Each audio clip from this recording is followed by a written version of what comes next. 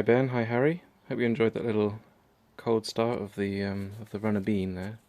Always like to dump my strimmer two-stroke leftover fuel into the Excelsior and run it up just to keep it all moving. But she's going really well. Yeah, I thought I'd give you a little warts and all tour. I was going to do a bit of a polished startup of the James project when it came, but yeah, I thought I'd just jump into the shed and give you a little tour before the big day. Anyway, so here we are in the shed. At the back you can see the rocket ship, but that's not for today's video. Here's my Oxford MIG maker with my my welding mask with obligatory safety flames up the side. Oh, I shot straight past the project bench here. Here's all the bits of the James project. Got the lovely little Francis Barnett. There we go. Francis Barnett fuel tank on the top there. It's got diesel in it at the moment, just soaking it and stopping any rust continuing, because it's pretty rusty inside. It's got one of those nice mixing taps. Probably see inside a little bit. No, you cannot see inside. Photography requires light. Anyway, luckily that means there's no holes, right? No light getting in. Yeah, lovely old tank. Just about the right. Well, it's a bit chunky, but it looks good on the bike when it's on. Anyway, Ben, here's the cover I just received from Villiers Services. Brand new. It's not leather, it's PVC leatherette, but it'll do. And here's the saddle frame with these brand new springs I found from this really random eBay seller that sells springs and sarongs and lingerie. It's bizarre. But anyway, got some springs. Didn't get any lingerie there.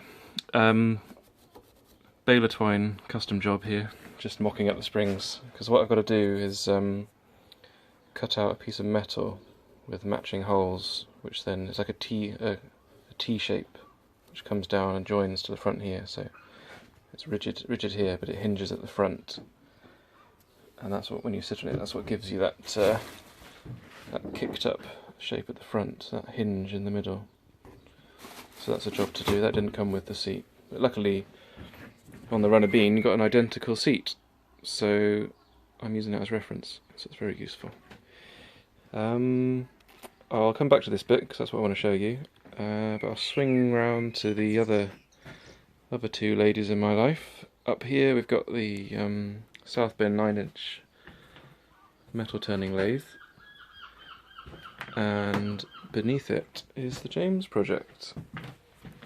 And I always remember last time I showed Harry this on as some photos, he was sort of inquisitively asked, oh, how did you hold the front end on? And I kind of cheekily said, gaffer tape. Well, you'll be pleased to know that I have since fixed the front end on properly. So this is this is a bit close. This is a Honda front end. All the bits here, all the suspension and the two yokes here are Honda. Luckily the shaft in the middle fits in the James frame, but the bearings for the Honda are much bigger, so you can see I've made these adapters here, these aluminium adapters. I only made them out of aluminium because I was using a really tiny metal turning lathe to make them, so I'll probably make them up out of steel eventually, much slimmer line. So, but yeah, they're just a step down adapter for the big bearing into the top of the tube here, top and bottom. Seems to work, holds it in place. Well, we might as well start. I was actually going to start at the back because that's where all the work's been done, but I might as well start at the front now that I'm here. So I've got these nice old original levers here, which would have been from a bigger bike. But that's kind of the theme of the build, is fitting big bike things onto a little frame. It's kind of giving them that kind of old school beach buggy kind of feel to it. The big balloony tyres and sort of cruisery style stuff. This would have been an original choke lever, so that would have been on the James originally. Actually, no. Sorry, I mean that would have been originally with the engine, so that has come come off the carb there. Actually got the clutch. Clutch is all working, as is the throttle as well. So I've got these new grips and new twist throttle. Just about passes. It's not particularly well made. Had to file down a lot of the casting on the inside to get it smooth, but it's working nicely now. So those cables lead down to the business down here. This is the 8E 200cc 2-stroke with the, oh I forget now, Type 35? No, that's a Bugatti. Anyway, I can't remember. The carb as well. The nice solid brass carb with solid brass inlet in here. It's really nice. So the engine's all complete, all finished, and it has run up, but not for a while. On the other side you can see this nice new Kickstarter here, and new gear lever with new rubber on the front. Don't know if I can, it makes an amazing sound now when, ooh, I can't kick it over by hand. You'll notice the black exhaust, which is only sprayed black because it's the closest heat proof paint I had to prevent rust. So I've made this, this is a new finned nut, oh that's on tight, from Villiers services, but all of this pipe is made up of 1.5 inch outer diameter, I think it's 2mm thick, so it's pretty heavy duty, but I bought a load of bends off, not bends, bends off eBay. So I've got a, this is part of a 180, which did that, so then I cut it here. There's a bit of a straight bit there, there's the rest of the bit of the 180 there. Another straight piece, then half a 90 and half a 90, and that leads into a little step up adapter, which I've talked to Ben about previously. Can't really see it, it's very subtle. It kind of goes from 1.5 to 1 3/4 inch, I think, and that goes into this lovely old fishtail exhaust. Another random eBay find. I think I will eventually paint this silver, so I'm going to see what it looks like silver, and then if it doesn't look right, I'll put it back to black, because it kind of, the shiny black is obviously not right, but I quite like the matte black. So that's us at the back of the bike then. So most of the work I've done on the bike, really, initially was restoring the plunger suspension. This has got new rods through the middle. I believe they're stainless steel rods. Stainless steel rods, no they can't be because they're a bit rusty. Anyway, I don't know, I think they are stainless steel. And I put new bronze bushings inside, you can't see, but inside the actual hangers here. 2 bronze bushes in there, new grease nipple, original springs. And you can see the crazy contraption on the back here. This is a 6-inch front wheel drum brake hub. So on the other side, around here, this is the drum brake plate here. There's the drum in there. Then this is just the other side of the hub, which is all it's got is some spoke holes. So I've attached this plate here, currently only with 3 bolts, because I wanted to get it centered and then drill the rest of them. So then onto that is an original sprocket from probably a Greaves or James or something. So that I had to get that because it matched the pitch of the chain, which matches the pitch of the sprocket on the engine. So that kind of the restoring the engine dictated the fact I had to get that chain to get this sprocket. So then this is the bit that matches them all up, and it's almost central. I was quite a little bit miffed when I put the chain on, set the tension and then turned it and found a tight spot, which is obviously this whole assembly kind of is not perfectly central yet. I mean, it'll be millimeters out, but I guess that was the plan. Find the center, knock it around a bit, tighten it up, and then drill the rest of the holes. So the wheel fits onto a 12mm spindle. Had to make up some spaces to get it central, or central left and right, and then central backwards and forwards is these other slightly industrial utilitarian chain adjuster, which I just made up out of sheet steel, and it's like a slightly modern design. It wouldn't have been like this on the original James. It would have just been single-sided on the original James, same as it is on the Excelsior. But I just instinctively made it sort of the modern motocross kind of style bit, and I will eventually grind it down into a nice teardrop profile, so it won't be square. It won't be square at the end here. I'll taper these off into that welded on nut at the back, just to make it look nice. So yeah, that was a lot of the work over in the first. After first getting the frame, the job was to do the suspension and fit the wheels. So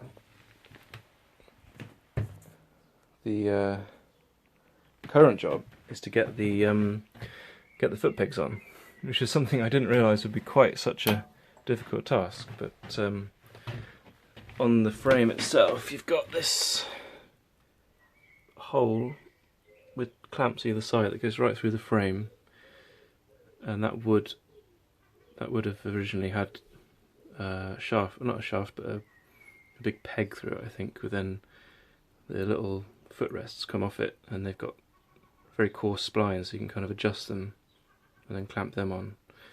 So I'll show you my version of that. It is over here. So this is, imagine the frame down tube comes down here, and those are the two clamps I just showed you, although that's where they'll be. So I've got, this is just a piece of mild steel, which I don't know how long it'll last, but it's very soft, so it probably won't last very long. But anyway, it's all in the name of practicing this stuff. And my solution to this issue of not having a mill or any kind of machine on the end of my lathe to cut splines, my solution was to buy a cheap kickstart kickstart shaft that for common Chinese pit bikes like Lifan and Hongdu. They're kind of replica bikes, so you can get the parts quite easily.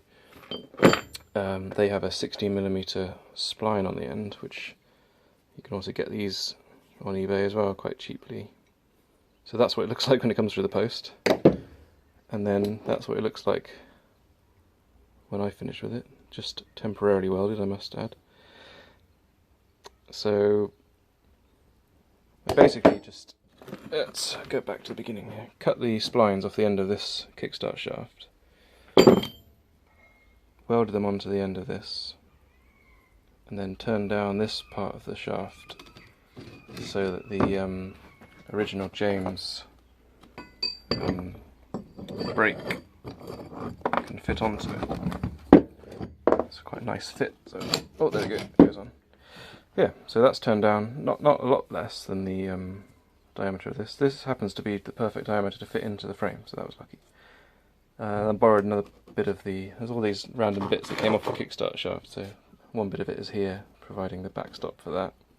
Another bit of it is here with some pipe welded on it for a spacer, and then the foot peg goes on it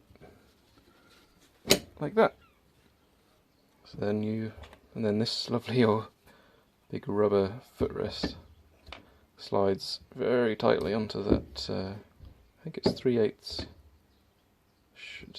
rod there. There we go.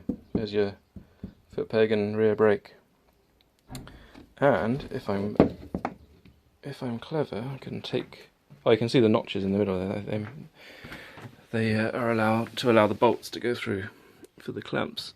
So this thing then slides all the way through here, and those notches line up with the holes. I won't be able to get. Oh, I might be able to. There we go. So then the bolts here pop down through there, either side. So with the bolt in and that notch present, you can't turn the shaft. So it essentially has sort of locked the foot peg. So if the bolt fell out, you'd still be able to ride home. So yeah, this can now be adjusted to your riding position, and eventually this brake pedal will sort of sit up here and should give you a fair bit of travel.